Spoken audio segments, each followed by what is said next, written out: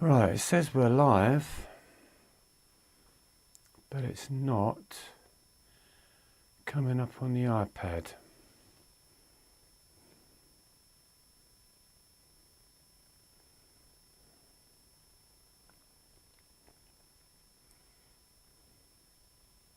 Bingo. What does bingo mean? Are we on? I see you. Hi, everyone. Okay, well, I'm still not Oh, here we go. Oh, hello. Right, and I've gone full screen again, so that's not what I wanted to happen. So now I'm back down to little screen again.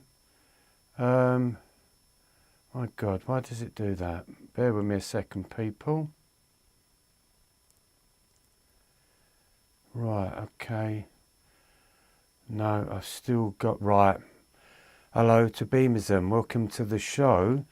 Still not getting it on my monitor. So it seems to have gone widescreen. And now I've just lost all the sidebar. And I'm connected to AirPlay again, considering I turned it all off.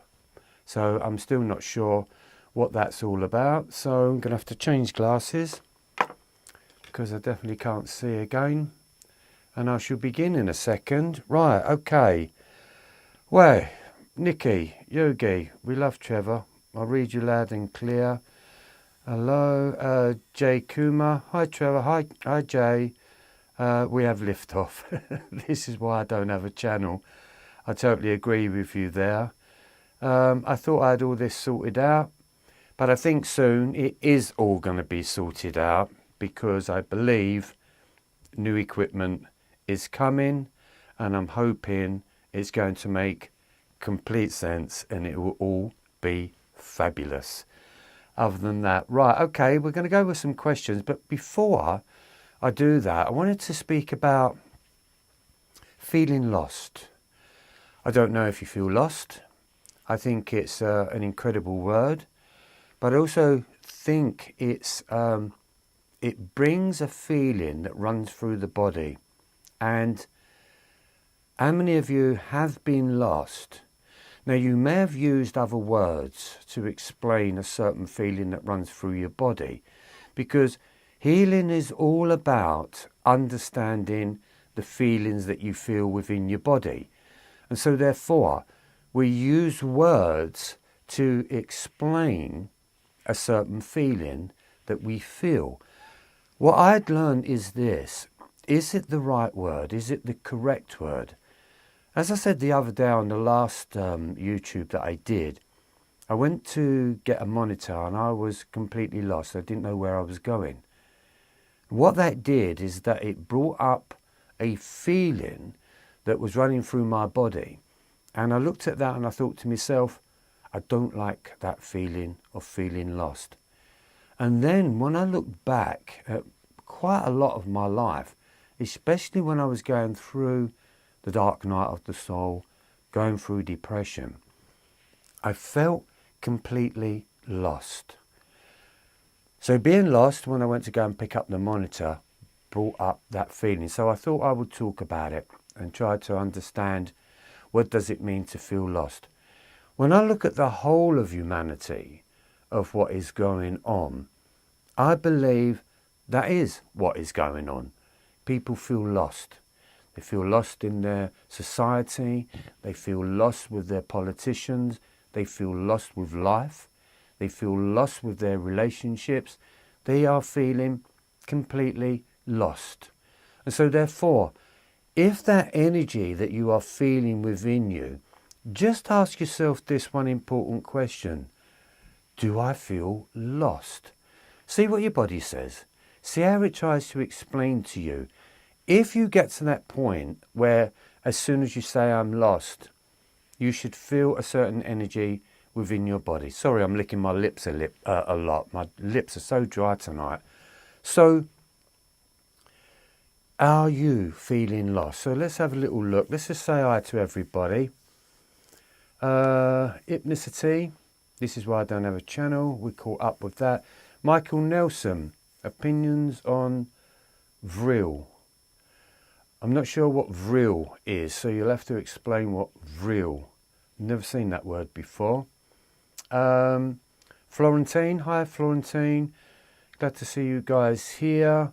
Kim, I have felt lost many times in my life. And how do you feel now, Kim? Do you feel that you've kind of gotten through feeling lost? Because spirituality, for me, is all about finding yourself. And then once you find yourself, of course, you're not going to feel lost. That seems to be the way. Being a human being, I didn't know I was lost, but after a while, I became lost.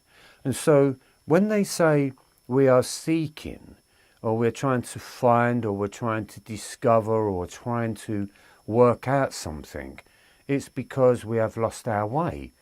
But what is the way? The way is the way in, which is what I call the TJI, true journey in, to discover oneself, to find oneself when one is feeling lost. I think the whole world, the human programming, has been designed to make us feel lost in whatever it is that we do. And so therefore, they keep changing the game. 1 minute we seem to have it, then we seem to lose it, then we seem to have it, then we seem to lose it. Let's go to LA at the moment. What is the main ingredient that is happening in LA? Everyone's lost something. You may even have a lot of dreams about feeling lost. I think that's what dreams are all about. And I think that is when we get that sleep paralysis. Sleep paralysis is also connected to the feeling of feeling lost. As I said earlier on, you can feel lost in a relationship. So I spent many times feeling lost. The human programming in me was completely lost. And that is when I believed that Spirit was starting to help me to find my way, to work out a pathway to discover who I am. And sometimes that is the dark night of the soul. It's like you're steering yourself through the darkness, like a dark country lane, driving through with your car with no headlights on. And then all of a sudden you see the light. And then you start to head towards the light. And then you start to breathe. I've been lost many, many times, especially when I felt like I wanted to make a change or I wanted to make a difference, whether it was letting go of a relationship that wasn't working, letting go of a country that wasn't working, finding myself in other countries, feeling that everything was going to be okay. But then I found myself again feeling lost. But one of the things that I really understood was when the soul is doing its job, it knows where it's going. It's just that I didn't know where I was going. And that is the difference. And so therefore, the soul knows where it's going because the soul knows it's heading its way back home. Whereas we're trying to head our way to get through the week or through the month or trying to understand how do we find money, how do we survive in this world. We're always seemingly lost. What shall I do next? What are my choices? How can I change my life? How do I change a relationship? And so therefore, we're always finding ourselves lost. And that's one of the hardest things, I think, as being a child. As a child, I think we can always seem lost. So therefore, we are relying on our parents to make sure that we don't get lost. But I remember being on a pier in Southend in Essex and I lost my mum. Has that happened to you? The fear of not being able to see where your mum is, and all you're seeing is these tall people and you're just small, just looking around, but there was this sense of fear that engulfs you. Then all of a sudden out of the crowd comes your mum and sort of pulls you back into the comfort of who she is. So again, it's all about being lost tonight. Kim, thank you. You're feeling much better now. Adam Cook, welcome. Yowza Trevor. Yowza Adam. Dino, my second favourite place to look at in Catholic grade school second to the library, the lost lost box. Did you find anything in the lost box? That's the most important thing, isn't it? We're always losing something. And funny enough, I had a dream last night that I lost something. And I went to get some more glasses, and I got there. I haven't got them yet. I've only just had them tested. And then I was out last night in the dream with me friends, and I completely lost my glasses. And I thought, here we go. It's already started. I've already lost my glasses, and I haven't even got them yet. So we're always losing something. Okay. There will be no one here if we are all unlost. Well, that's true. There will be no one on my channel if they're not lost. So, okay, I think I said hello to everybody here. This was a spur of the moment thing that I thought I would basically do. And that's why I was doing the readings, because they sort of helped me to kind of find myself, to structure myself, to understand the words, the emotions, the thoughts, the feelings that was driving me. Now, once we understand being lost, that's when beamism came into play, because what I was looking for was my own soul. I was looking for my own spirit, but of course I didn't know that. So basically when I turned that around, my soul was waiting for me to find my soul. And that again is what the dark night of the soul is all about. We're living in terrible times. We're living in bad times. And so therefore, you know, I look at people at this moment. I don't know if any of you out there know Andrew Tate. You know, he's caused such a noise on the planet, you know. Comes from England. He was a well-known kickboxer, done very well. And of course, they tried to trump him up on many different charges. And now his new way forward in life is to try and become one of UK's politicians. He could actually pull it off, believe it or not. But I love the fact that he doesn't try. But you can see his story, and we can see people's story, how they start off at a certain place, and then they go to another place, and then they end up in another place. And now he may have found himself, and so therefore he's going to try and run to be a politician. And by what he's saying, it sounds pretty good to me. So let's see where he goes on his journey, and let's see what they tried to do to him to try and stop him. It's a cutthroat world, I kid you not. It really is cutthroat. And of course, I've done some videos earlier on, which I meant to post up today, but I'll edit them later. And I'm going to put them up. And they're all about, oh my God, I've just forgotten what are they all about.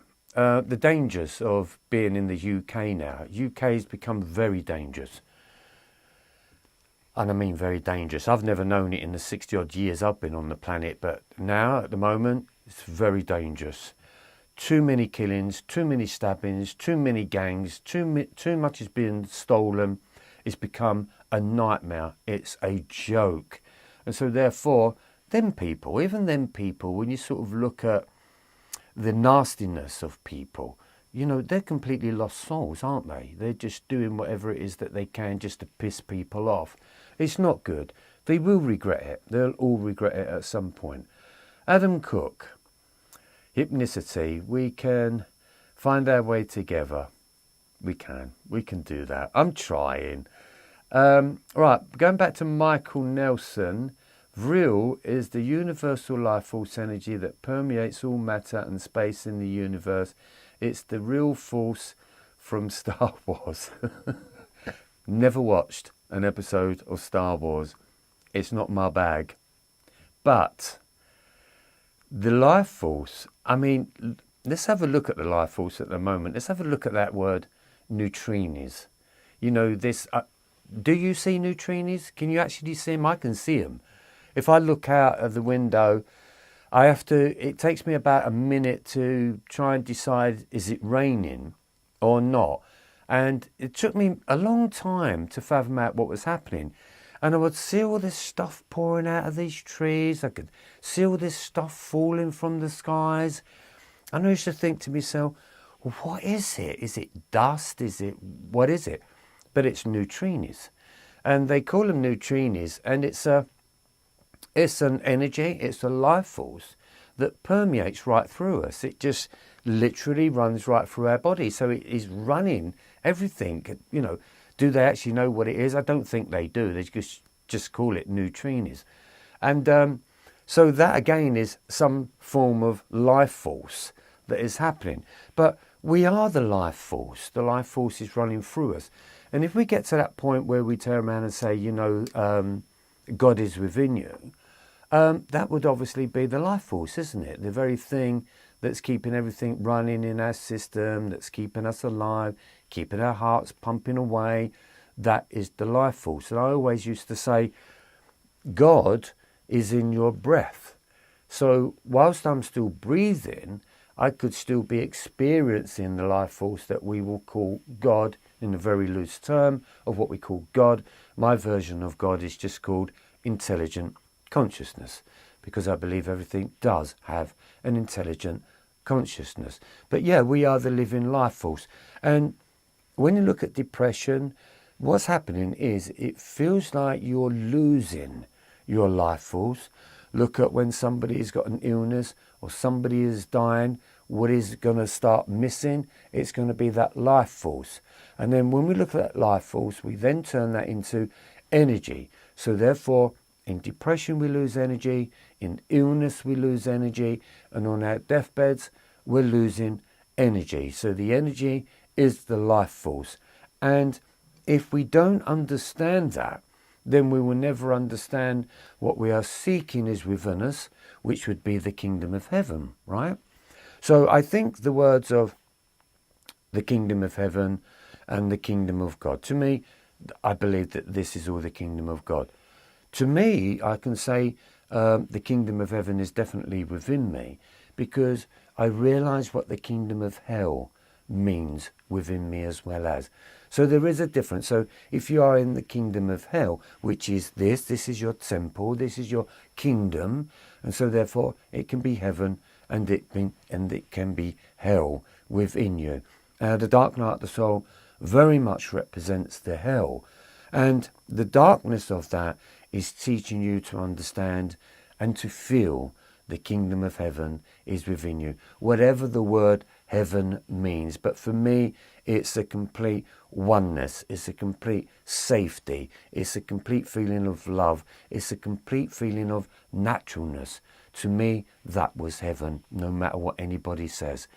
As I always say, it's about finding your own enlightenment, it's about finding your own relationship, it's about finding your own love, and then discovering your own naturalness. So to me, life force would definitely represent naturalness. Right, Adam Cook, Trevor, I feel lost and I'm now disabled as a consequence of 30 years of addiction. As I shared in last live stream, I've had a lot of psychic, is that PSY? Psychic, does that mean psychic? Experiences. And this world we live in is just reoccurring cycles. It is reoccurring cycles. You could look at many things in cycles. But when, say, look, listen, you was in the disabled as a consequence of 30 years of addiction, right? In that, hopefully you've got through that, you've worked your way through that. So if you have, well done you. Everything is a cycle. Apparently we're supposed to be going through a cycle at this very moment in the heavens and in the planetary system. There is an ending of a cycle, I do believe. But one of the things I realised in the story was recognising the cycles within my own life. And I saw myself going through these patterns.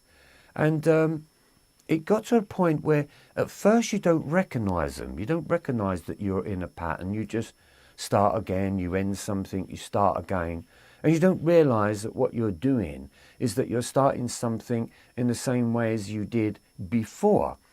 But then after a while, I started to recognise these cycles of patterns that was happening. And I was like scratching my head and thinking, well, how on earth is this possible? How am I going to get through understanding what these cycles are all about? Because I thought to myself, oh no, here I go. I'm going to go through exactly the bleeding same thing as I've been through before. And I started to recognise it.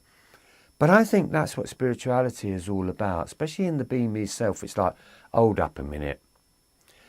There's a game plan here that's going on and I'm going to capture it. And so therefore, I start to think, I know where this is going. I'm going to stop it right now. But in that stopping it, whether you stop that addiction or we stop any addictions, it was in that stopping that I began to see that I could get off of that cycle and think and feel and be in a completely different cycle. And so therefore, I also realized as well the cycle of my own mind, the words that were going over and over again, the same ideas, the same plans, the same wants, the same things that I needed, the same problems, everything was going over and over again. And I remember having to think, is my brain broke? Is there something broken in my brain? Because I don't seem to be able to get beyond this point of these repetitive patterns. And so therefore, when it came down to understanding what healing was all about, I used to imagine that the spark in my brain was getting to a certain point and it couldn't jump to the next point in my brain to open up a different channel, open up a different awareness. And so what I used to do is that I used to train my brain and imagine that I could see the sparks and the channels that was happening in my brain. And then I got synapses, I think they call them.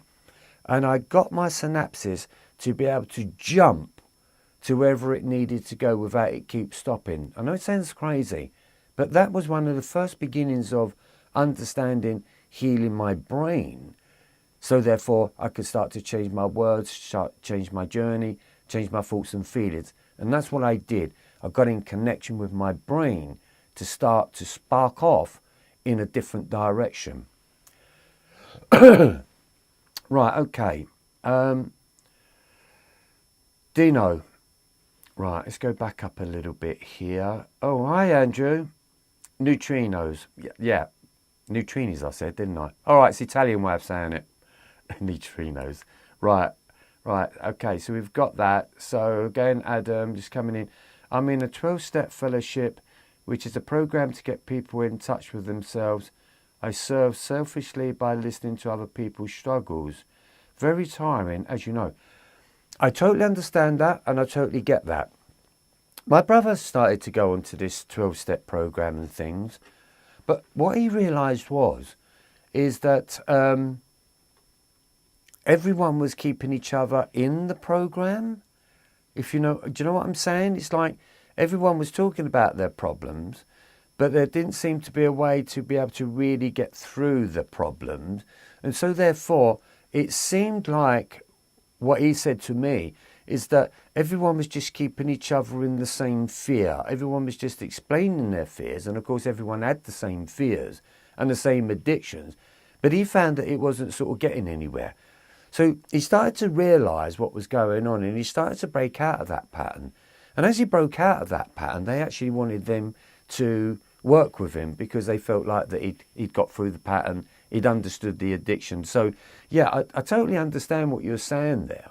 It's by listening to other people's struggles. Of course, it enables people to voice their struggles. And then it's nice that somebody says, yeah, do you know what? That's exactly how I feel. That's exactly what I went through.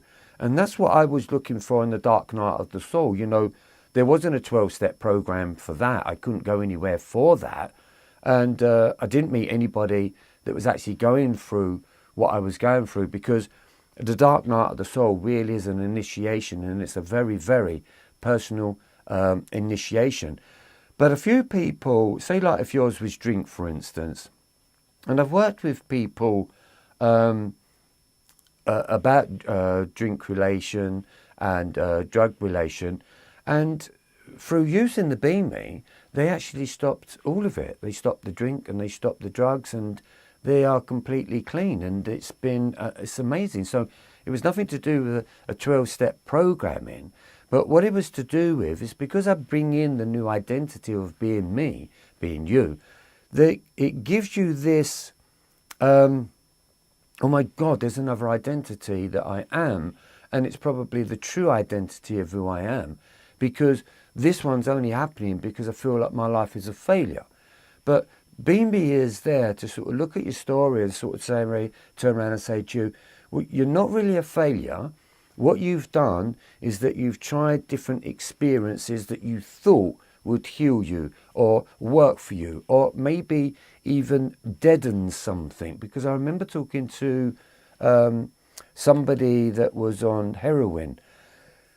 So I said, how does it make you feel? And he said, well, that's just the problem. He said, it doesn't. He said, you just don't feel it. And he said, that's the idea behind it. You just don't want to feel anymore. And I don't know if that's connected to drink as well and drugs, but that was his answer. He just said, I just don't want to feel anymore. And so therefore he got hooked on heroin. And of course, he didn't want to feel anymore because it was all too painful. Right, Adam Cook, synchronicity, hypnicity. All right, Andrew Steele, I caught you by chance and figured I'd stay and listen. Great. Hypnicity, scary. We call them chemtrails. No, chemtrails and neutrinos are different. Chemtrails are what's coming out of the planes. Neutrinos is something that's naturally here on the planet. No, they're totally two different things. They are. Chemtrails, yeah, I know. We get a lot of them where we are.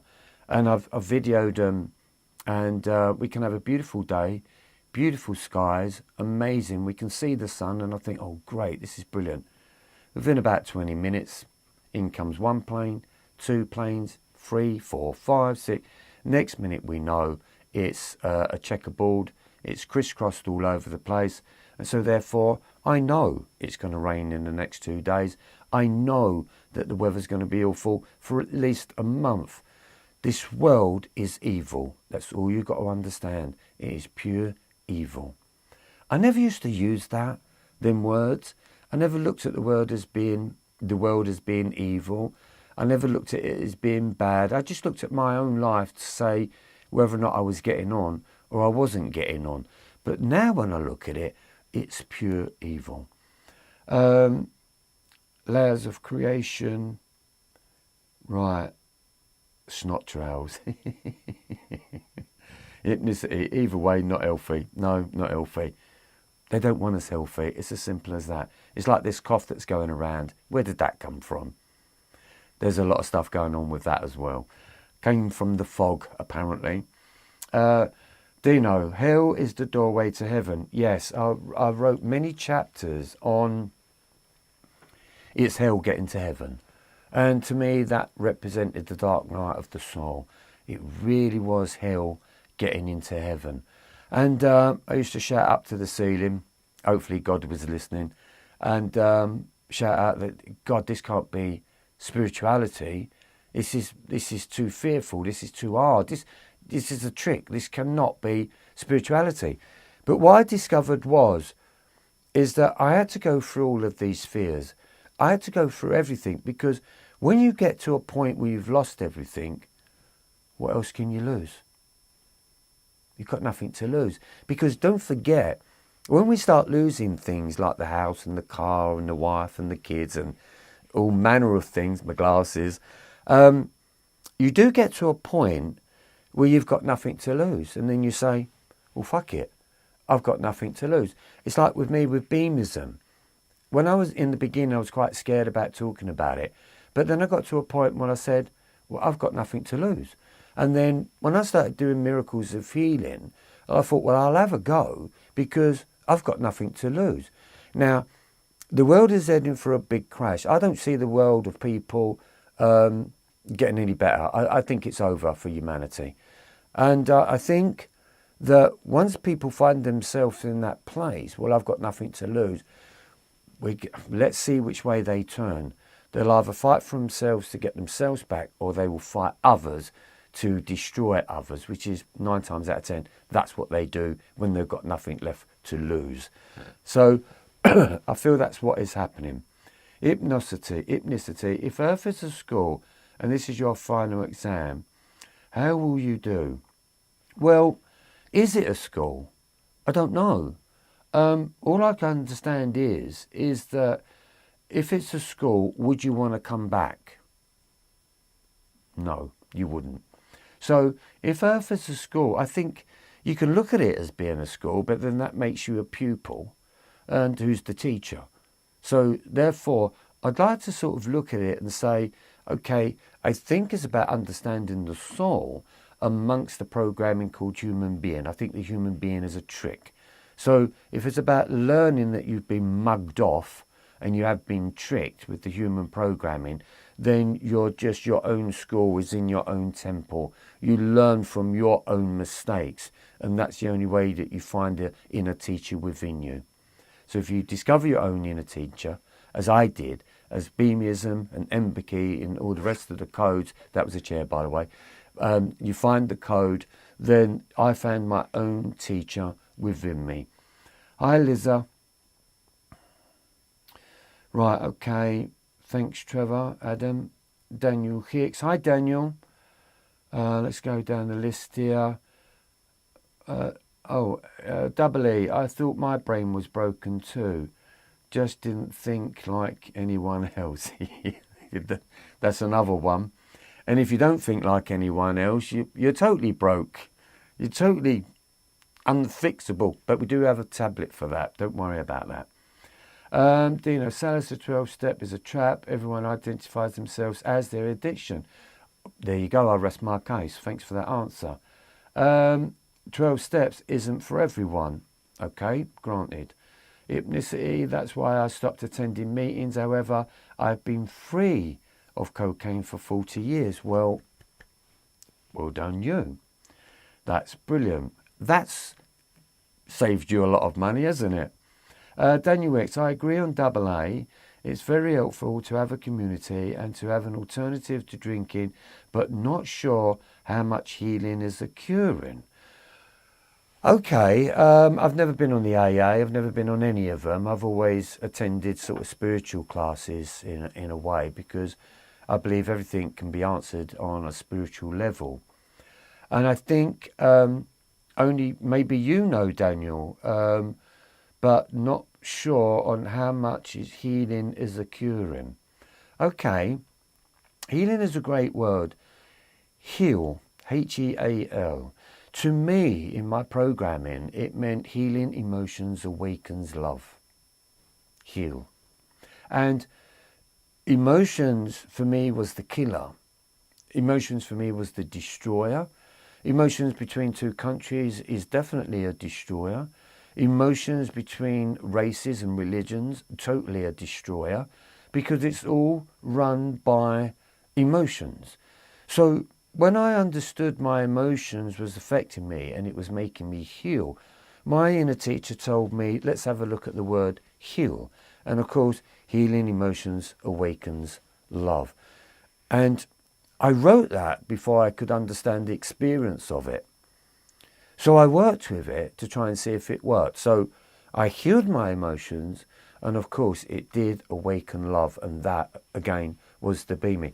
Do you know what I'm saying here is, in the struggles of it all, I think it was very difficult for me. But now I've gotten through it all, I can explain things in a simple way because I got through. But if I hadn't have gotten through the dark times, I couldn't explain it as simply as I can now. And that's why I say be me is the simple version of understanding 50, 60 years of torment, of being or trying to survive as a human being, or trying to understand ourselves as a human being, because I think the human being is very confusing. I think the human being has been filled with you either win or you lose. And so therefore, if we start to feel like we are a failure, then we'll turn to other alternatives just to numb the pain. But understanding your emotions, I felt, was the best pain number on the planet. But once you understand them and you truly get in connection with them, you don't get them again. And so therefore you are completely healed, because your soul wants you completely healed. It doesn't want you temporary healed. So when you learn to do it yourself, that's when your soul will kick in and say, well, I'll help you along the way. That's when your spirit will kick in and say, I'll help you along the way. That's when spirit can even help you along the way. And that's why I always say that when we find ourselves in them dark places and whatever addiction that we're in, and we lose ourselves, I say that that is what brings in the lost spirits that are residing in the fourth dimension. Harry Potter there, but that's what I represented. So yes, Dino, it is hell getting to heaven, because you've got to punch through that.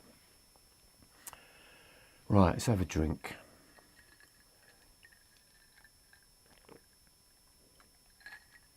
Oh, that's so lovely and cold. I love ice.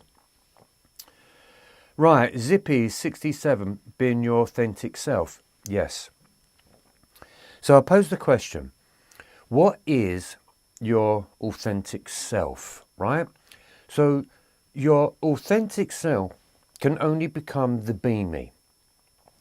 Your authentic self as a human didn't exist, even though I thought, and I really did think, that I was being my authentic self. All the way within my working career, I was definitely thinking I was being my authentic self. No, I wasn't.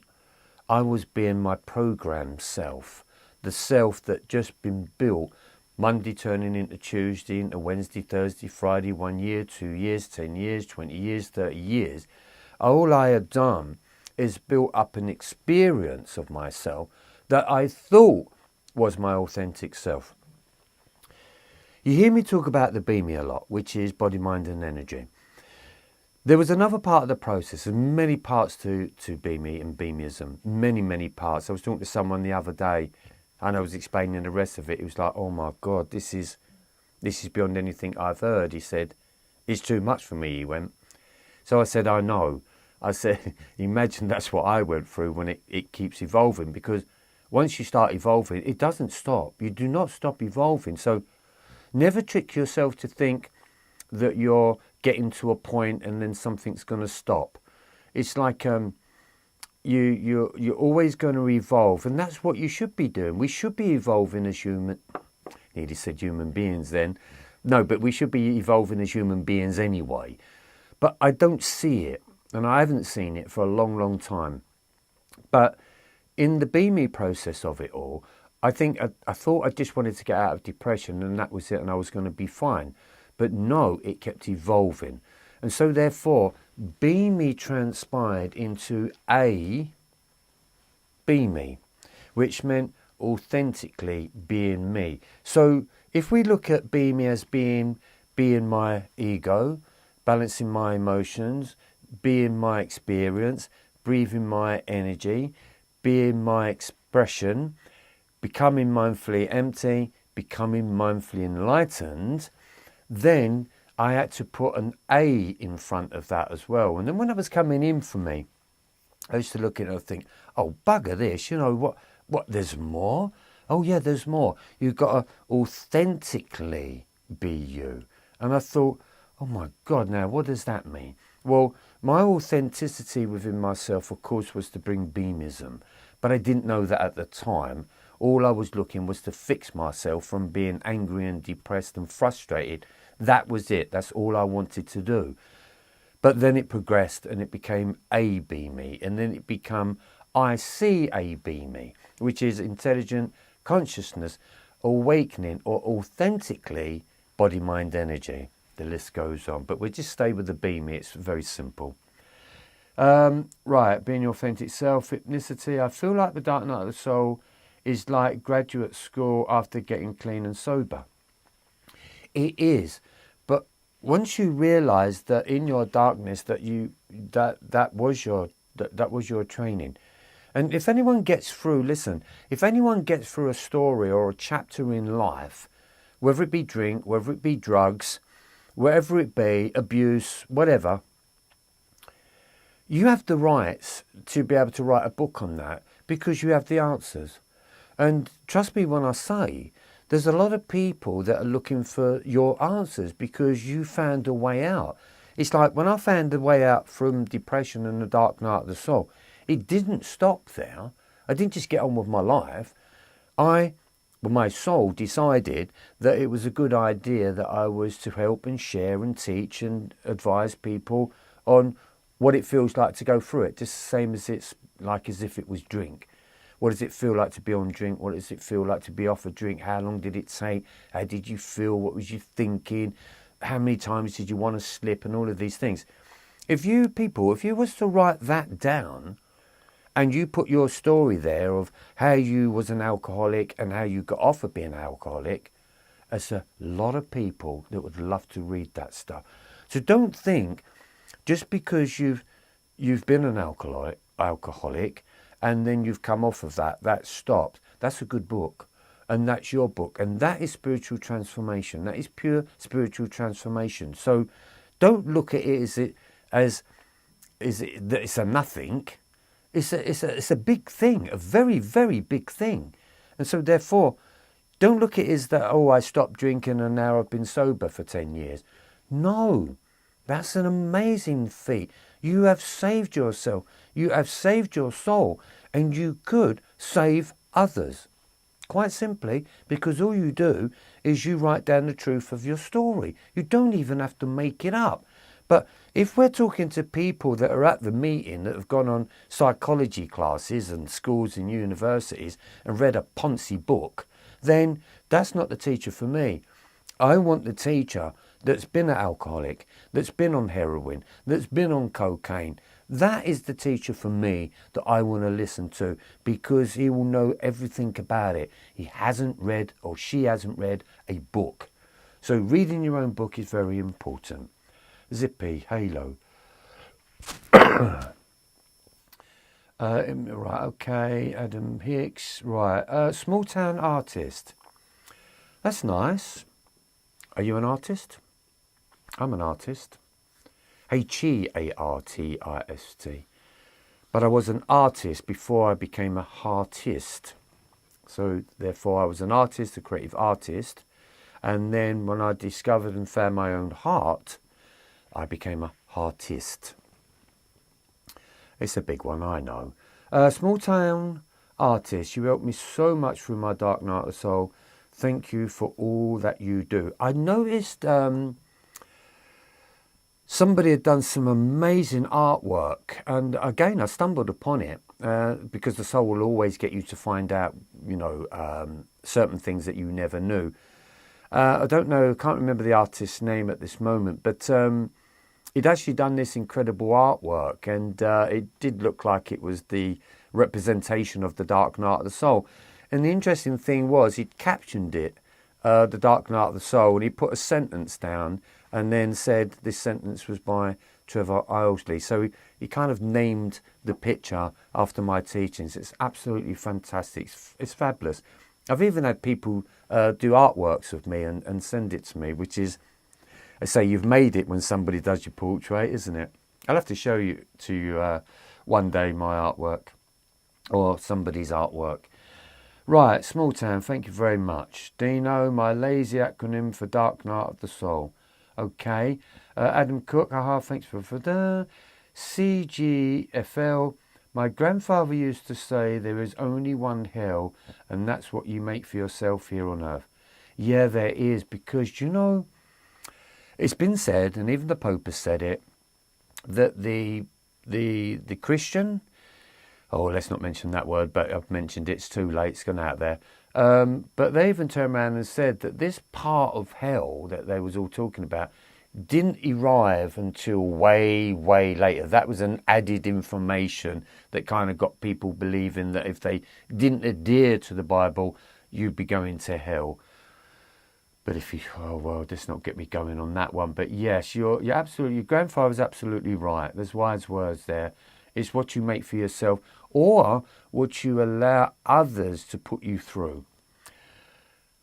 I do want to be here on earth. That's ethnicity. Okay, great. Florentine Rodriguez. I surrender to my darkness, and knowing thyself is the way to find ourselves in the dark. Darker than black. Yeah, it is darker than black, that's for sure. Darker than black place where we are sent through the dark night soul. Thanks to all the warriors for keeping the vibrations high. You will become a warrior. And in the beginning, I thought, when I've always been a warrior. I'm definitely a warrior energy. I'm not a love and peace and love and light energy. I'm not, symbols and all of that. I'm just not that. I thought I was going to be. I thought I was going to be all into the meditation, or, wearing white and floating on cloud nine. No, it wasn't that. I'm still the warrior. And it took me a while to sort of understand that there's absolutely nothing to be the warrior. We've got to be the warriors on this planet. So therefore, what I discovered was a lot of healers go through a really tough time, because a warrior is fighting for justice, right? A warrior is fighting for truth. But what the warrior was doing was fighting for somebody else's truth. Say, like, for instance, the warriors that we, king and country and all that shit, they're fighting for the truth. But when the warriors had enough, as you said here, Florentine, I did a video on this as well. And the warrior is so fed up with fighting and fighting for what he believes is supposed to be the truth, because that's the truth that he's been told to believe in. You could take it on all these Christian wars that have happened back in the day. They believed that they was fighting for the truth of this good book was to be the truth, right? So they killed and massacred millions of people. But the true warrior is when he gets to the point where he drops to his knees and says, I can't fight anymore. And so therefore, I felt that when I couldn't fight anymore, and I've done just about every warrior sport there is on the planet, when I stop fighting and stop walking around with warrior energy, I just felt the weight of my armor, my emotions basically, of what on earth am I fighting for? Who am I fighting for? And I couldn't do it. I couldn't fight anymore, because what I realized was I was fighting myself to believe in the truth that I was fighting for. And that could be as simple as being, well, I believed I was a hairdresser, right? Simple, right? I'm not fighting for a country. I fought for myself to be successful as a hairdresser. And when that was failing, after a while, many successes, but then when it sort of failed and the soul said enough's enough, I felt the weight of everything. And when I say balance my ego, balance my emotions, I felt like every time I'd understood and I'd healed myself, I felt like a piece of armour had come off. The breastplate would come off, the helmet would come off, the sword would drop to the floor because it was so heavy I couldn't even wield it anymore. And my entire, a lot of my ancestors have fought major battles. And for me, that was when I had to surrender. I thought, I can't do this anymore. What is truth? Whose truth? What does life mean? I've been told what it means, but it doesn't make sense to me. And so therefore, the dark night of the soul is the last initiation of the warrior. And there is no greater warrior when a warrior stops and says, who on earth am I fighting for? Who on earth am I fighting with? And so therefore, he becomes the peaceful warrior. And that's what happened to me. Now, the peaceful warrior is not to be messed around with. He's still got them tactics. He still knows how to fight a good fight. But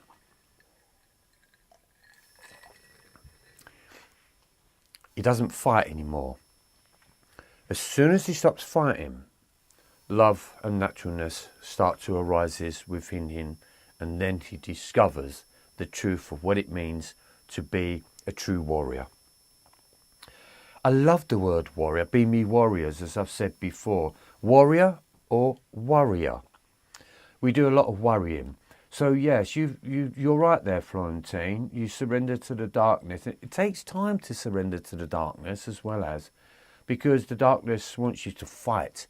It wants you to discover. It wants you to find. It wants you to seek and search for. And but in the end, I realised that that was keeping the fight on. And then I realised I was playing a game of chess with my soul. And it was like, oh, you know what, you win. I'm not playing this game anymore. And that was it. That's when that darkness bowed down, and that's when I found the two becoming the one. The dark and light became one. It became a nothingness. And so therefore it discovered naturalness. So I can be in the light or I can be in the darkness. So I represent a lot of myself. If I feel like I've slipped into the darkness a little bit, call that human, I'll sit there with it and understand what is darkness trying to tell me, because darkness is a bloody brilliant teacher, that's for sure. And I'll listen, and I just let it simmer, and I let it sit. And then I'll come back to myself, and I center myself. And then I'll push myself or find myself back into the light. So yes, always listen to your darkness, because it's trying to heal you. It's not there to trick you. It's the last initiation of the soul, you know. So, okay, Jane Tones. Right, where are we? Right, hypnicity. I've been rejected by family for saying no to the shots. Okay, yeah. Welcome to the gang. Let them do what they want to do. See, people like us, I say to people, do what you like. Do what you want, but don't impose your shit on me. It's as simple as that. Yeah, that's the thing, isn't it? We allow them to be them, but no one's allowing you to be you. Not fair, is it, really? Yeah, do you know what? Family, who are they? Nothing, really.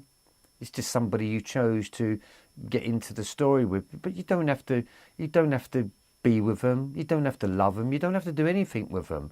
They're just souls that are just lost. So well done for you.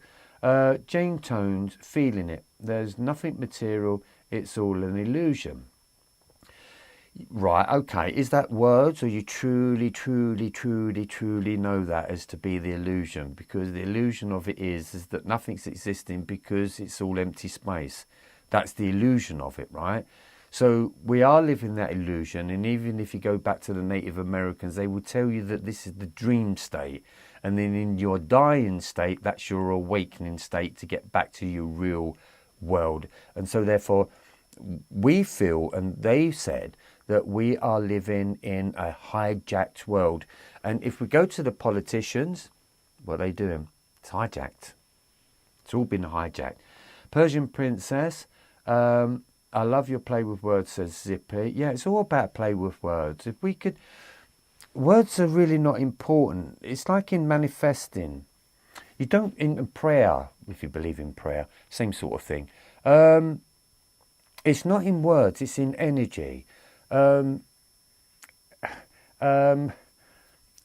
took me a long time to understand that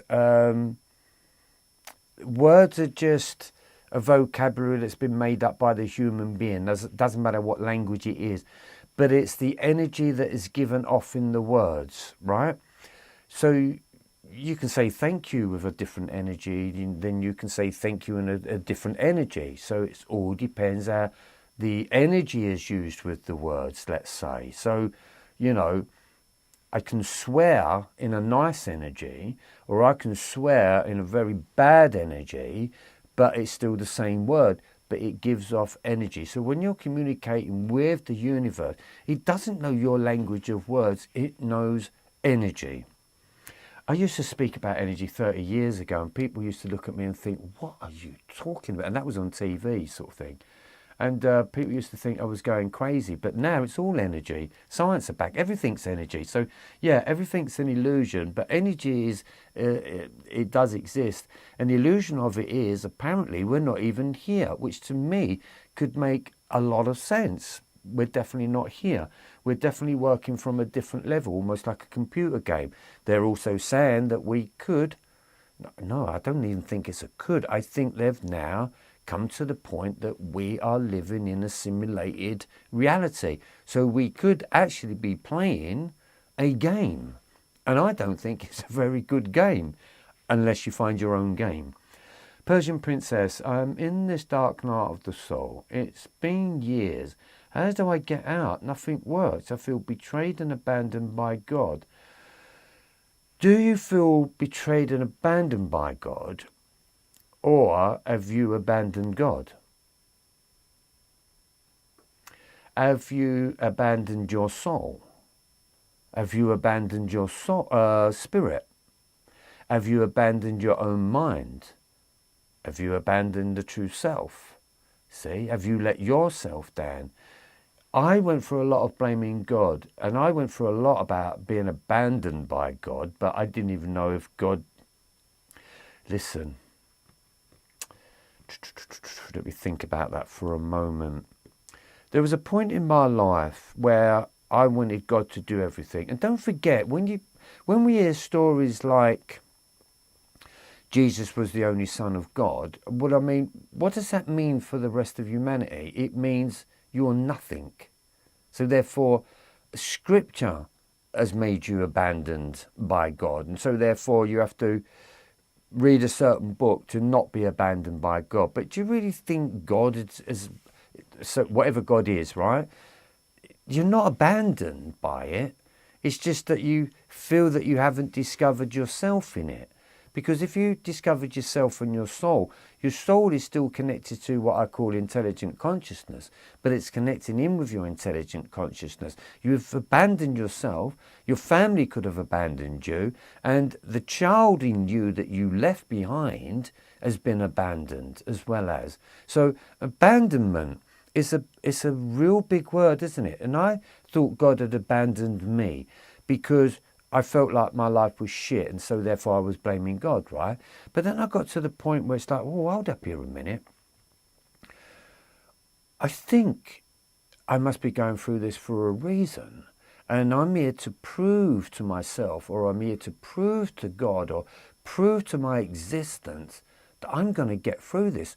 So that became the goal for me that said, right, God's not going to answer my prayers. God's not going to show me the way. So I'm going to prove to God what I can do with the breath that I'm here, that I've got left in my body. And that's what happened to me. I spun it around and I proved to myself that God was within me. That worked for me. It could possibly work for you. It should work for you. Don't abandon yourself. Right, I feel betrayed and abandoned by God, the universe, life. I don't trust anyone or anything, not even myself. That's where you've got to understand be me. That what you've just said there is all human. You've got to get into the be me, because that's the very thing. I didn't trust anyone. I didn't trust my parents, that's for sure. I didn't even think they was my parents, because what parent would treat somebody like that? And that's how I used to look at it. Me and my brothers just go, she can't be our mum. Surely she's not our mum. Somebody swapped her. She wouldn't treat us. A mum wouldn't treat children like this. So, you know, there was a lot of mistrust. I didn't trust anything or anyone. I really didn't. And the more I was going through relationships, and that was, oh God, it was getting worse and worse. It was like, oh my God, who do I trust? And then at the end of the day, when it got to that do you remember the 2012 when everyone was supposed to be turning into light beings and the world was going to change, it was going to head into the new earth and all this bullshit that went on with it all? Well, nothing really happened, did it? But I'd spent probably 12, 15 years hoping it was going to, and I was hoping that it was going to, the reason why I was going through the dark night of the soul, right? But when nothing happened and nothing changed, that was the final straw. That was the straw that broke the donkey's back. And that was the moment when I said, I am never, ever trusting anything or anyone other than myself. And that became an hard task, because I thought to myself, well, I don't even trust myself. I didn't even trust my own temperament. I didn't trust my own emotions. I didn't trust my soul. I didn't trust anything. I didn't trust my reactions, you know, because it was quite explosive. And so there was a lot of things I didn't trust. But, you know, be honest with you, Persian princess, that is a great, I know it sounds like it's not the right thing to say, but where you're at there is an ending of a story. Now you need to begin a story, because this is when you start to believe in oneself. You start to believe in that your journey has got to this point where you do feel lost and you don't believe anyone. And then the God in you, the soul in you is saying, but can you believe in yourself?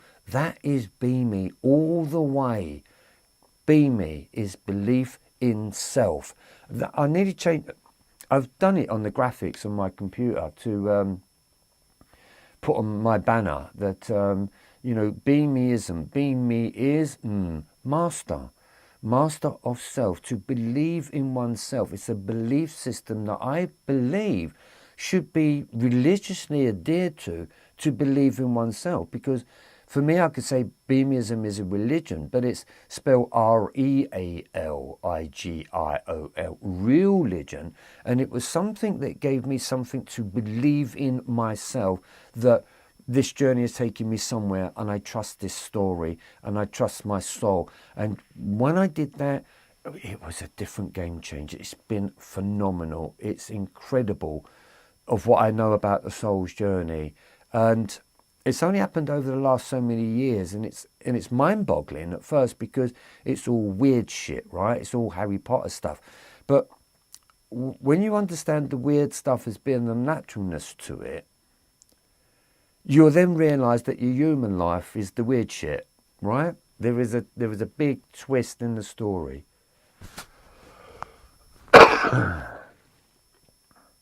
Right. Oh my God, I've got loads of this. Oh my God, right, hold up. Right, I'm lacking, and I'm going to keep these a little bit shorter. Right, okay. Persian Princess, surrender and empower yourself. It's self-discovery and find the real self. Yeah, it's find the true self, feel the true self, and be the true self. That's the true journey in. That is Be Me, body, mind, and energy. So well done there, Florentine. Let's start helping each other here. Be Me-ish. That's a new one. Love it. Be Me is me. Be Me is me. Armani Jones. Once you've integrated the lessons and they show in your life, you will know them by their fruits. Then you'll be out of the dark night. Absolutely. That is true. It's amazing. There is this broken pattern of the human programming. Then you start to understand the soul's journey, and that's when the adventure begins. Zippy, learn to love yourself. Yes, you learn to love yourself by stopping the hate of yourself. That's the quick answer. I spent 20 years on that one. I didn't get it, but now I got it. Just stop the hate, just stop the punishment. And that's love, that's naturalness, and that's how it works. Dino, thank you, Trevor. That's exactly the question I ask in all the therapists I meet. What addiction have you healed for yourself? Great. Hypnicity, heal as a man-made construct. It hears. Hypnicity, man-made. Oops. Okay. JPH. Hi, JPH. Ozzy Perez, the grabbing hands grab all they can, all for themselves after all. They absolutely do. Even in dark spirit as well, even in the fourth dimension, they will grab you. They will bring you in. And any of you, or not any of you, most of you are. You're traveling towards the light. You will meet people that will get you in conflict. Don't fall for it, because that's the darkness. That's their dark soul wanting to bring you in. Because somebody said to me the other day, he said he couldn't work out why people were never pleased that you was working on yourself or understanding spirituality. They never showed any kind of appreciation or anything like that. And he said, why are people like that? I said, it can be the person, but if you go a little bit deeper, it can also be the soul. because the soul knows it should be, but it isn't. And so therefore, what it will do is try to destroy you so it feels better about itself. Does that make sense? Yes, it does. It makes perfect sense.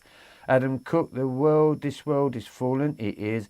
There is a hidden history in the descent of mankind. There is. Yes, Trevor, it's going to get worse, very worse. But maybe we could reincarnate to help other people in a world of pain. Devils need a saint too. Devils with wings, eh? Right, okay. There's no way I'm reincarnating. I don't believe in that, actually. Not through what I discovered. I did, but I don't now, because I've got proven facts now that my ancestral lineage was getting me to believe I was on a past life. I've been an eco-warrior, anti-war protester, when really all I needed was to surrender. Yeah, when you surrender, you take away the fight. You can still do that stuff, but don't join the fight, because that's what they want you to do. You're fighting the fight with the fights. That's why they say, oh, we're fighting for peace. No, you cannot fight for peace. That's bullshit. The Aikido of life, love Aikido, that's fantastic, love that. Great movie, The Peaceful Warrior, it is a great movie. Griffin, hi Griffin, one's impeccable if one's personal power is turned to liberation and not confrontation. Yes, there it is, simple words, but it's acting on it, so well done you. For one-to-one guidance, not email to Trevor Isaac, yeah, I do one-to-one guidance. Zippy, truth, language, right, let's get through these. All right, we're getting to the bottom. Ethnicity, redefine what God is to you. I used Merlin as my higher power for a long time. Now he comes through my automatic writing as Saint Germain. Right, okay. Ethnicity, are you male or female? In the eyes of spirit, there's neither, but are you male or female? It's mainly males that go into Merlin energy. There is, I had a lot to do with the Merlin energy, and I thought that was what it was all about, the Merlin energy.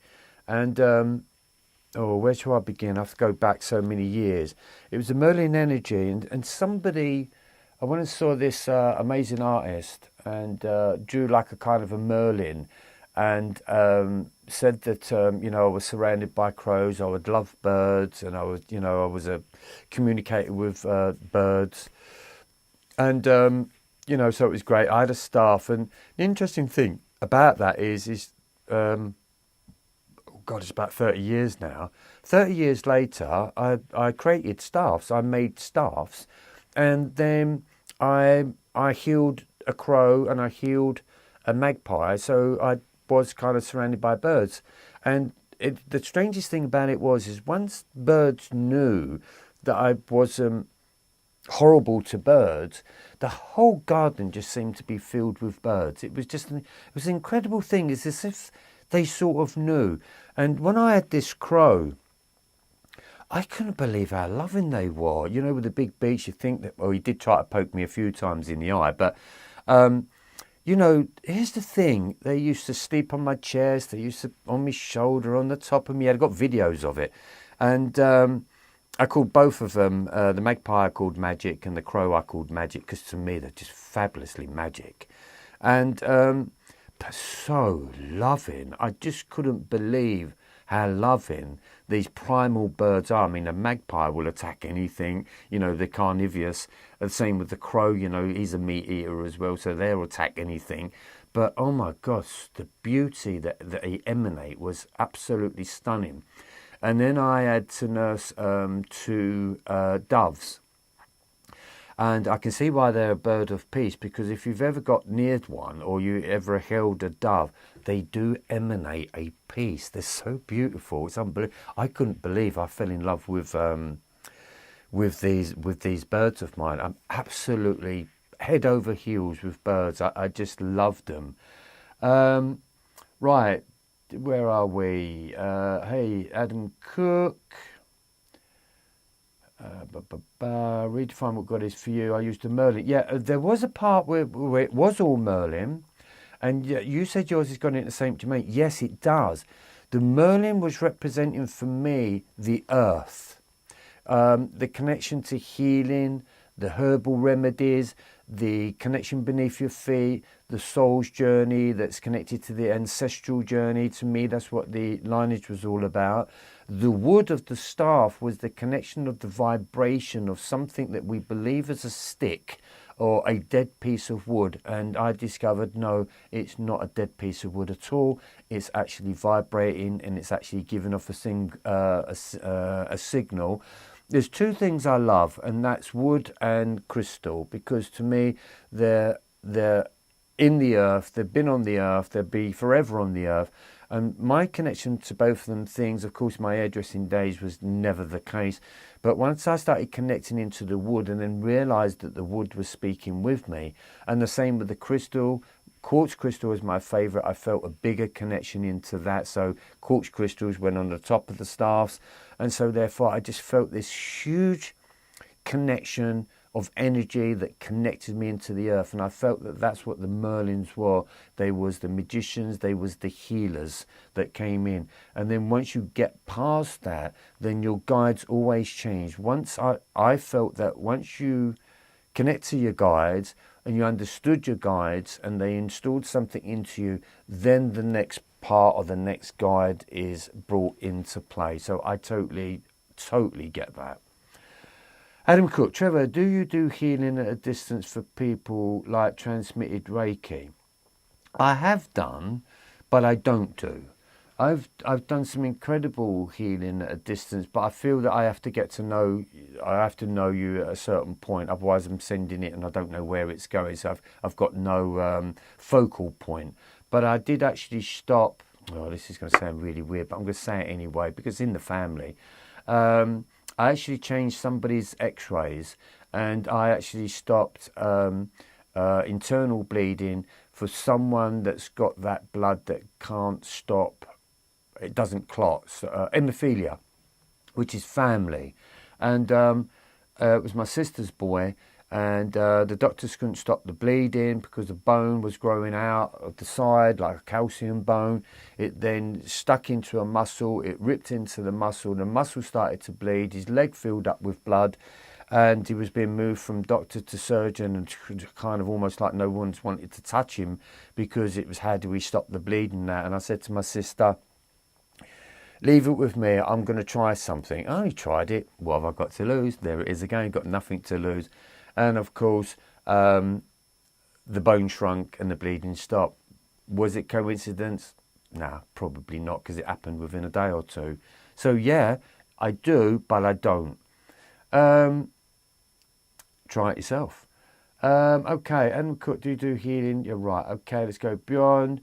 Adam Cook was 2012 was just the end of the Mayan long calendar. It was a lot to do with that. It was the cycle of, yeah, we all got led to believe in it in many different ways.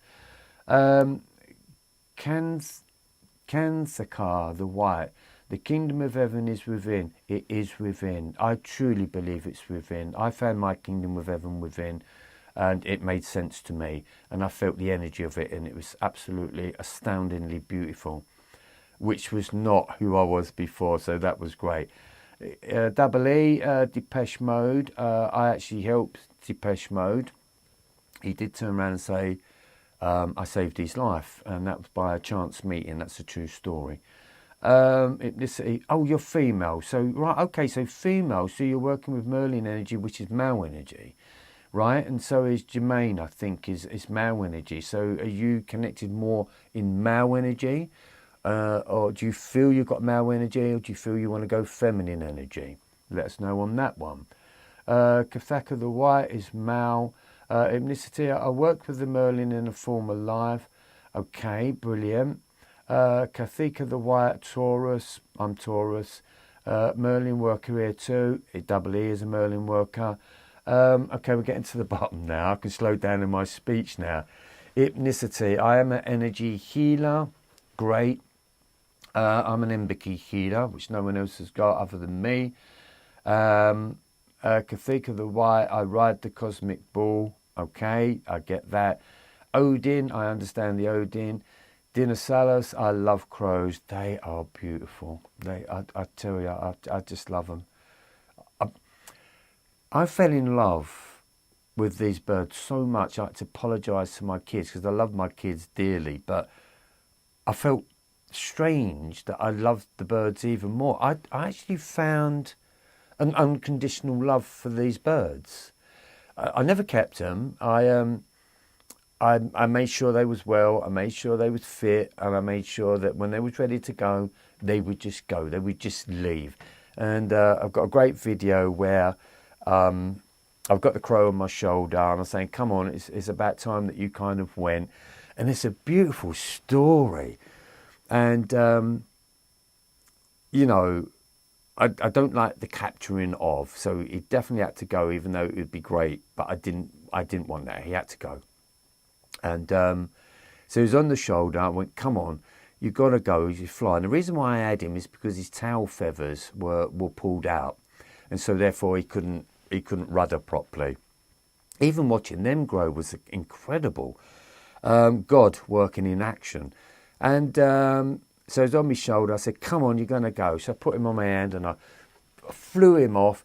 When he went flying off, I thought, there he goes. Yeah, great. And I thought, oh no, he's not turning. He's not using his tail feathers. And he smashed into the wall. And he kind of half slid down this wall. And I thought, oh my God, he's not using his tail feathers properly. So anyway, I said, okay, he's gone. So he was great at flying in straight lines, but he couldn't steer. And then I saw this incredible thing happen. I saw him on the roof, and he was with a couple of older crows. And I could see that these crows, every time my crow went to walk towards the crows turned away and walked away from him. And he started to walk further towards him, and they walked away from him. And I thought, oh, this is not good. They're denying him. They're not embracing him. They're not, you know, and I sensed the sadness in him.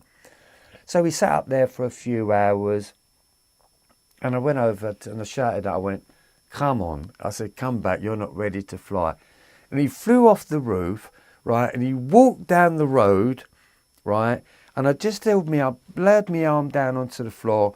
He walked up my arm. He went up onto my shoulder, went, "Come on, you're not ready to go."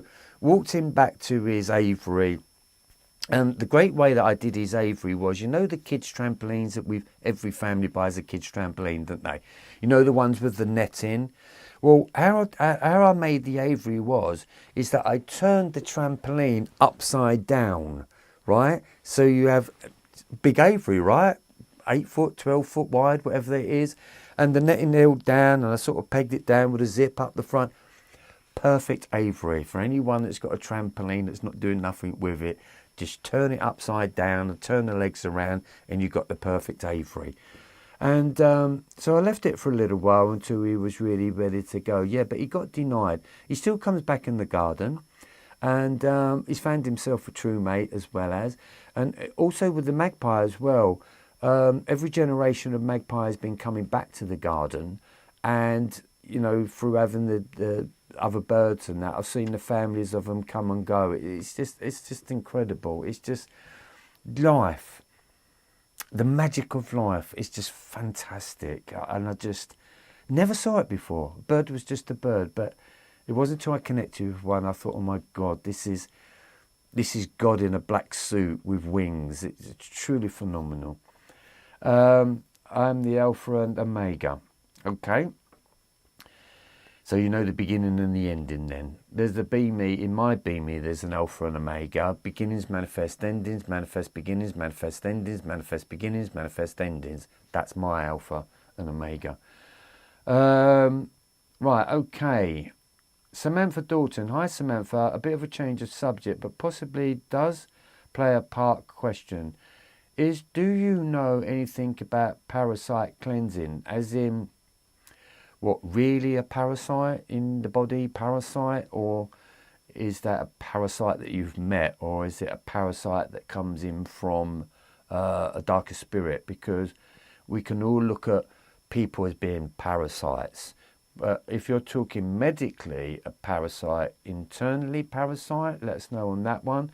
Right, guys, I'm going to do about 10 more minutes and that's it. Smoke undisputed. Ivermectin, I have mentioned in my walks. All right, you may be talking to someone else there, or is that anything to do with parasites? How do I call my spirit guide? It's by connecting in with your guide. And then your guide connects in with guides. And then your guide connects in with God or intelligent consciousness. You connect in with self first.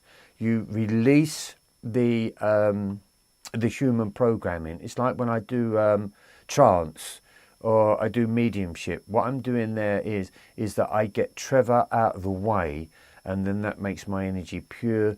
That's where I get my messages coming in from. So it's about releasing the human being. Don't force anything, because nothing happens in that sort of way. But once you're connecting in with your soul, then your soul is connecting in with souls. Then that connects in with the spirit of. Now, the spirit of you resides in a different realm that's connected to your soul, that's connected to your body. I never knew all this. I just cut hair. And I don't read books, by the way. This is all of this stuff is mine. I don't read books. I can't read books. I'm dyslexic and I'm terrible. So if anyone sends me more than a sentence, I just get confused and I keep reading the same sentence over and over. So I've wrote many a book and I haven't read them. I've wrote them, but I've never read them because I'm dyslexic. It's really weird. How can I write a book and never read it? It's strange. The reason for that is that my soul is writing the book. Trevor Isley can't write. He's useless. Trevor Isley's pretty useless, but he's a great hairdresser.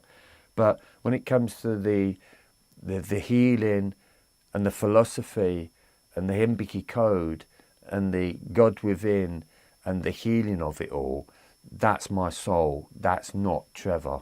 Trevor is my human. That's why I say you've got to get rid of the human to discover the real true self.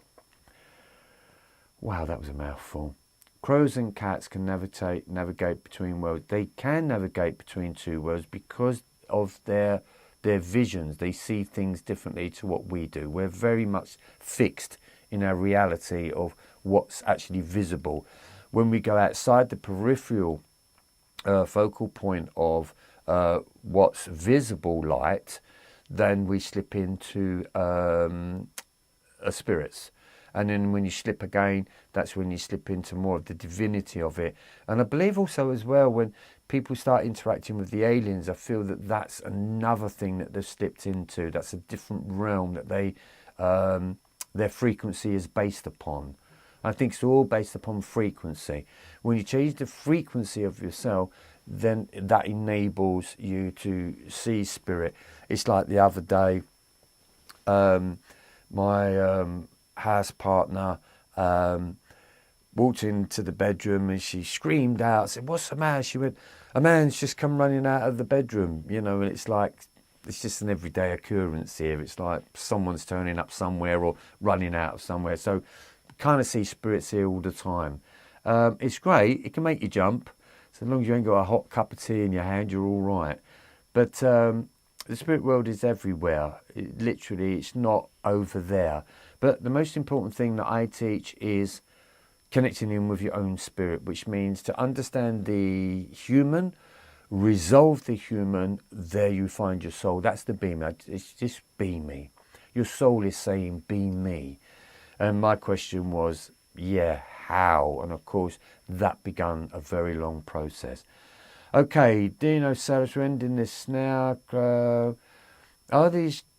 Are those dust flying around you, Trev, or are those light? Don't know. What you seeing? Right, I don't know. Hopefully it's not dust. Everything should be quite clean and tidy in this studio. There's not a lot going on in here. I don't know. Are you seeing stuff flying around? I'm too busy sort of checking monitors and things to sort of see anything flying around. So is anyone else seeing them, or is it just you, Dino? Orbs. They're incredible, aren't they? I've seen huge orbs, as you've heard me speak before. I don't want to repeat myself, but for people that there's some new people on here I've not seen before. But once you come out of the human world, there's another world. Let's put it that way. It's like it's another world. That's all I can say. Adam Cook, hey, 37 in chat. Anyone forgot 2 thumbs up the video and show Trevor some algorithmic love? That will be good, because the algorithm, I mean, YouTube's having a go at me. I've been saying it for a while now, and I'm like that. I'm stopping it all because I think YouTube, I can't keep playing with YouTube. They're just pissing me off.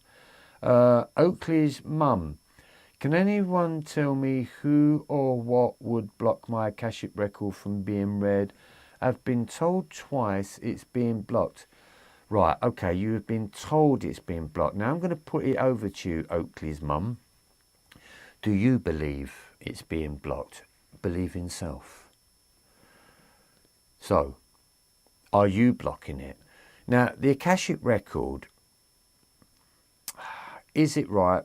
Is it real? Does it exist? What is it? I'll give you my version. It's within. And the Akashic record is the soul, it's your entire ancestral lineage. It is within. It's written in your DNA. On the spirit world, I have seen such a place. And how do I explain it? Truthfully, it's like a series of doors is what I was given and what I was shown. And when I opened up doors, it took me to different eras, different parts of the world at different times, but it would take me back to something that was happened and has happened in the past. But for me, the library, let's just call it a library. Let's forget fancy names. There is a library. Your DNA is a book. Your DNA is a library. And you can, in your DNA alone, God, it's a data system. You are basically a walking data, which means you are receiving signals and you are sending signals. Your DNA sends and receives data, or data if you're in America. And when I started to understand DNA, which I never knew nothing about DNA, and I never knew nothing about quantum physics. I was taught that by spirit. And I think I found the simplest way of understanding it. But when I started to understand my own DNA, which was the healing of myself, that enabled the access of my own library, which you would say is the Akashic record. It's my library. It's my ancestors. And through that, as the DNA starts to unwind itself, it's like you can't read a book that's all screwed up, right? You can't read a newspaper that's all screwed up. When you're tensed up, your DNA screws up, right? So you can't read the print on it anyway. That's why meditation and healing is important, because as soon as you start reducing stress from yourself, your DNA recoils itself and starts to open itself and starts to flow a lot easier. Once I started to do that by using my own beaming meditations, then it's like you get an upload. So the block, I could personally say, is stress. But once that happened, not only did I receive an upload of information from my soul of souls, because I am a soul of souls. All souls are contained within my soul. I know all the souls. I came from the souls. So, I could possibly turn around and say, well, I know God because I came from God. I could say I know Jesus because I came from Jesus. We've all been there. You've just forgotten. You think you're going there. No, you came from there. You've got to get rid of this human garbage. Once you get rid of that human garbage, then that's when you start to understand the self. And that's when you start to read your own book. That's beamism. I've seen a few orbs hypnicity. I did see the lights change. Yes, it's all... Oh, yeah. Oh, right. With me. Yeah? Are you talking to me now? Hey, chat, anyone forgot the video show Trevor? Some love. Yeah, that was a beautiful story. Yes, on the body. Oh, okay, right, okay. So you've been seeing orbs on me. Right, hypnicity, Oakley's mum. There may be something you're not prepared to see yet, which will be the stress of it all. Yeah, it does come in time because, people say, "Oh, I want to open up a third eye and I want to see this and I want to see that." You've got to be really ready for that stuff because when you're not used to it, because we've been so used to living in the third dimension, once you start seeing beyond that, it really is quite scary. Once you start seeing ancestral lineages and that is bloody scary, because what happens is that you're starting to lose control of who you are, and there's an influence that's coming in from somewhere else, and that is where things start to change, and it's a bit of a scary story. So I wouldn't push anything, but you could ask for it.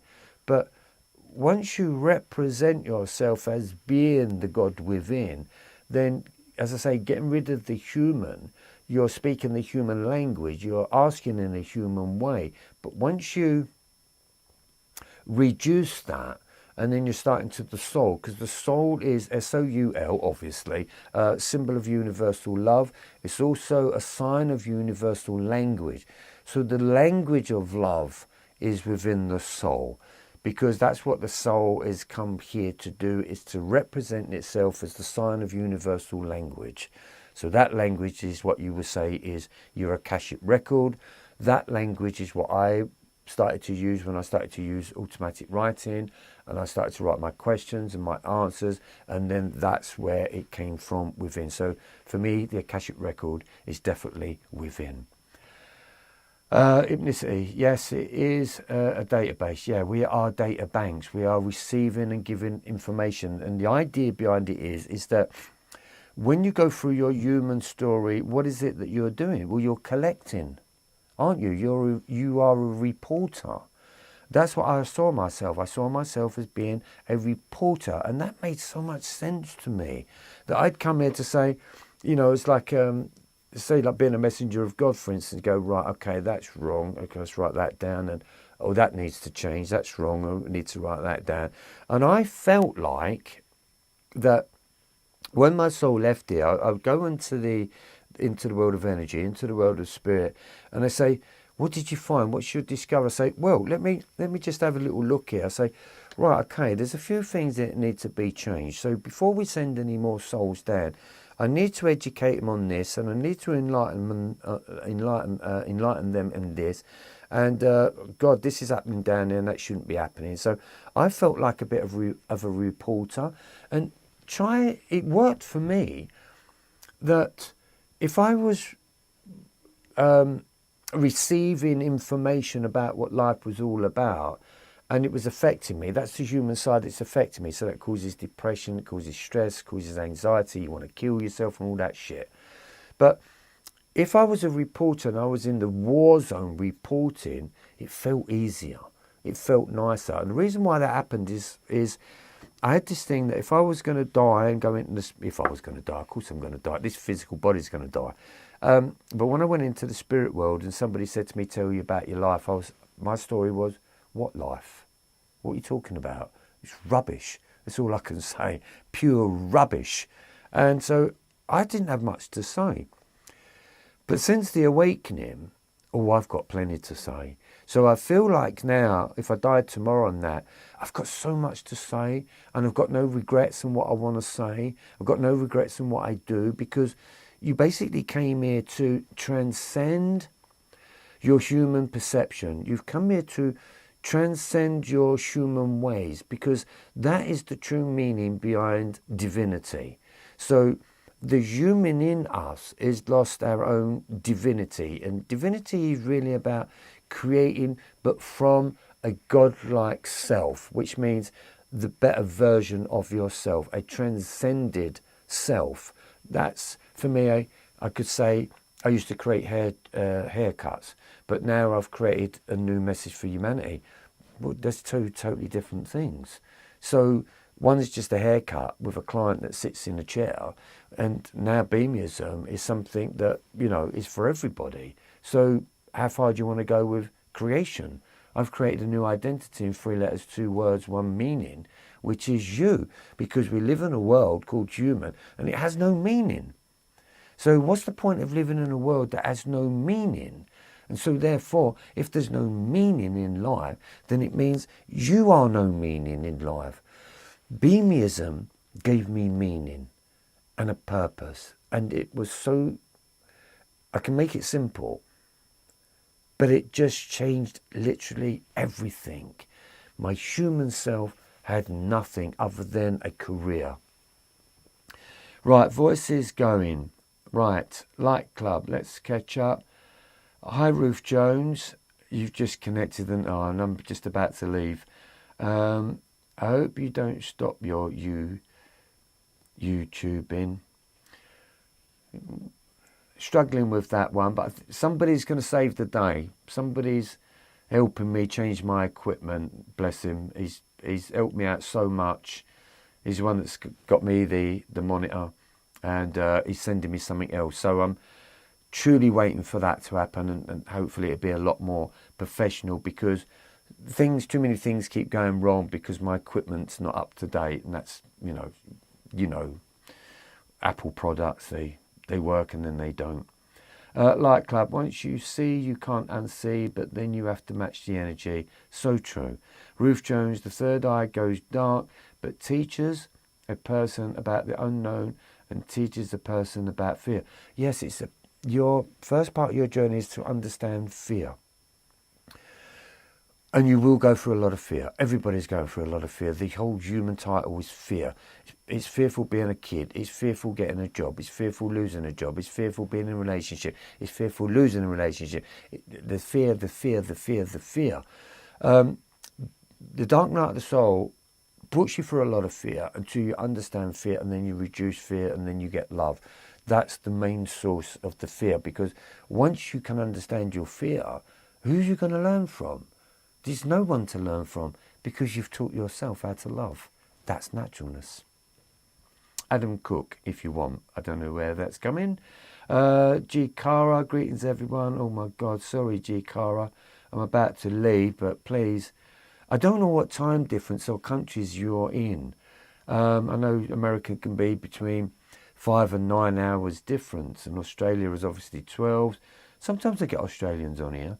Oakley's mum, thank you. Both people that read people's records said they were told it was being blocked. So maybe I'm not ready and just think I am. Again, thank you. Believe, people used to say to me, oh, Trev, you've got an angel sitting behind you. I go, yeah, what's it saying?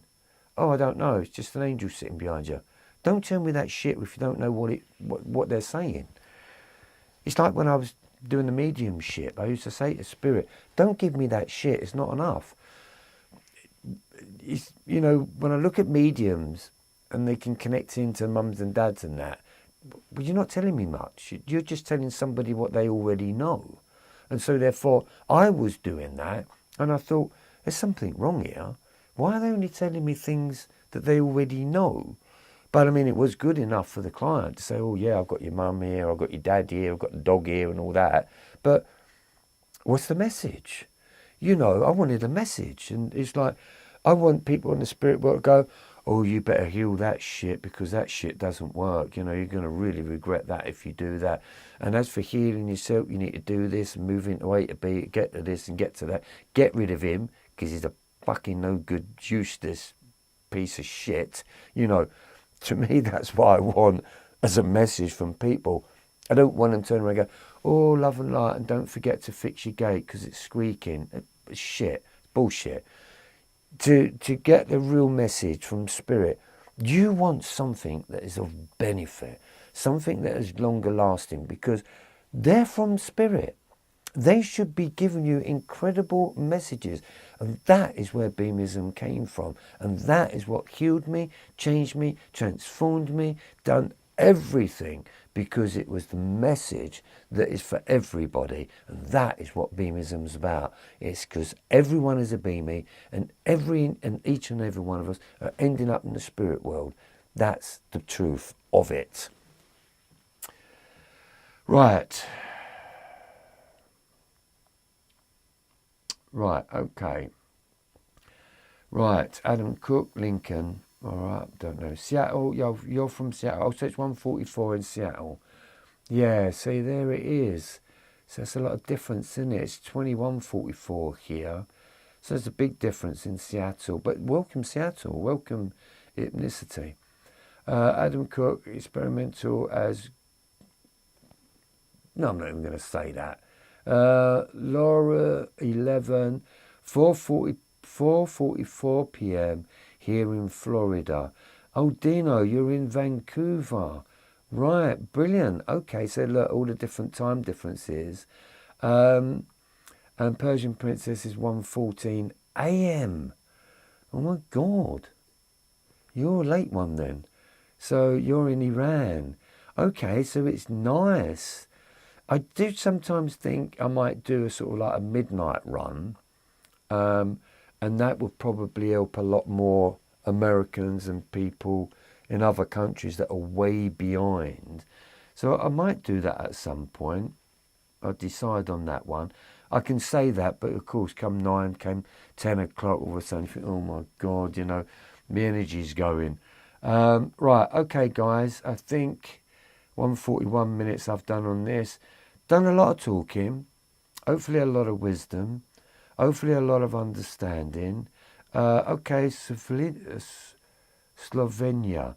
Okay, Rustka Sorovic. Okay, you've just joined, so it's 22:45 there. So you're an hour in front of us.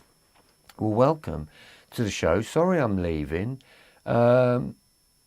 Is that 1 a.m. Wednesday the 15th of January? Yeah, it is. Because that's a... oh, yeah, I know what you're saying. It could be the other way, couldn't it? Yeah, right. Okay, so we've got people all over the world here. God, are we saying I've not actually got many in England? We've got a problem going on here. I always felt that I wasn't being seen by the UK, that I was being shut away from the UK. Right, guys. My email is at the top of the list if you need to get into another meeting with me. I don't do emails. I can't read emails. And I don't know who I'm talking to when it comes down to emails, so I won't do emails on that. Adam Cook, Trevor censored me. Was just connecting with Banter Trev. Trev censored me. Oh, I have no idea what that's all about. Persian Princess, Adam Cook, yes, okay. Thank you, Trevor and Chatters. It would be amazing if we could meet you, Trevor, in person and each other. Don't think that's ever going to happen, really. I did always think, if my audience was big in England, it was when I was on TV, I had a big audience.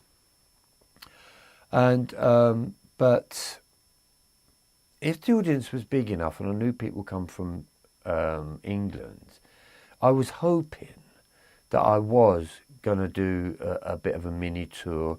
I thought it was what it was all going to be about. But of course, YouTube come into play, the internet come into play, and all of these things. So this is my little rostrum, if you like. This is my little preacher's pulpit corner. So this is where I do it from. But I really did think, and I did do it. I used to do the Psychic Roadshow. Me and a manager and fellow mediums, we did start doing the Psychic Roadshow. So we did that for a little while. But I always wanted to do the Be Me, and my poster was going to read, you've seen the psychics, you've listened to the mediums, now listen to the healer. And that's the message that I brought. And when I was at Stansted College, testing myself to see if I did have any form of a gift, when I got up on the stage, the first thing I turned around and said is, I'm going to give you all a message. And I remember saying to myself, now what did you just say that for? You know, but that wasn't me that was saying that, because that was impossible for me to give everyone a message after I just watched mediums giving single messages. So therefore, when I look at people that go to psychic medium shows, there's a lot of people there, but not everyone gets a message. Of course they don't. But I think my message would be for everyone. I wanted everyone to understand the message from Spirit. It may happen, it hasn't happened, it started to happen, but, you know, I don't know. But I would have really have loved to have gone out on the road, because when everything got taken away from me and I had, 40 kilos? What's the suitcase you can go away with now? Is it 40 kilos? I think I used to call myself 40 kilo Trev, you know, because that's all I had. I didn't have anything more than 40 kilos. So I really thought I was going to have one suitcase and I was going to travel around. I really thought that people were going to invite me over to speak and stuff like that. But it hasn't happened, and it didn't happen. So maybe it's not my pathway. But I just really thought it would be. Thank you, Adam, for thanking us, me and Double E. Oh, right, Adam Cook was bantering with Double E. I call her Double E now because I can't keep saying experimental elemental. It's too much. Dino Salas, thank you. And I thank you all for turning up. It looks like it's growing. There's a lot more happening. And there's lots of questions. And I think I got through it as much as I possibly can. I don't think I missed anyone out. I'm sure I answered everything. So, and to that, my little beamy warriors, my little beamy fellowship, my little beamy awakeners, then I guess I'll see you on the other side. So this is me signing out. I'd like to thank Double E for helping me out, making sure that everything runs smoothly. But, keep in mind what you want to talk about. It's just my point of view. It's just my experience. It's something that I went through. And all I know is that when you stop being a human being, that's when you truly discover the gift. My name is Trevor Ilesley, apparently, and I shall see you on the other side. Take care, people, and I'll speak real soon.